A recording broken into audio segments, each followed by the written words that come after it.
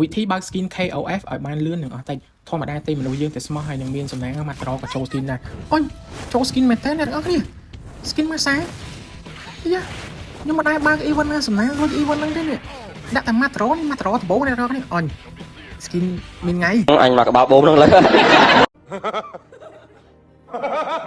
ដោយសារតែមានគ្នាយើងគាត់ comment សួរពីរបៀបបើក skin KS អស់តិចអញ្ចឹងគ្នាយើងចូលមើលវីដេអូនេះត្រូវហើយ event ដែលមាន bingo អញ្ចឹង3 bingo បាន skin មួយតែសម្រាប់ខ្ញុំតែងតែស្គាល់មក bingo ទុកដោយសារតែខ្ញុំអត់ដែរមានសំណាងជាមួយនឹង event ដែលមាន3 bingo ទេច្រើនតែ4 bingo ឡើងអញ្ចឹងណាបាន skin មួយអញ្ចឹងយើងបើកលេងមួយថ្ងៃម្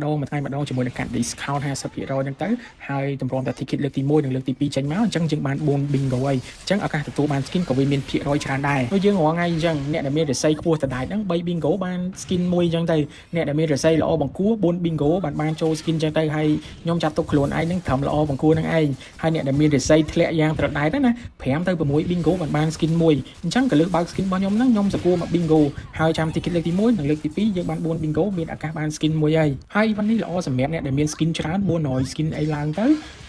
យើងចាប់ event បើយើងចូល skin ដែលយើងមានហើយអញ្ចឹងវានឹង convert point ឲ្យយើងទៅជា ticket ហើយ30 point ស្មើមួយ ticket ហើយនេះគ្រាន់តែជា tip ផ្ទាល់ខ្លួនរបស់ខ្ញុំទេសគួរមក bingo ហើយចាំ ticket លើកទី1និងលើកទី2ជាការស្រេចហើយវីដេអូនេះក៏មានតែប៉ុណ្្នឹងដែរអរគុណសម្រាប់ការតាមដានទស្សនាពីដើមរហូតដល់ចប់ជូនពរឲ្យអ្នកទាំងអស់គ្នាសុខភាពល្អសំណាងល្អជួបគ្នានៅវីដេអូក្រោយទៀត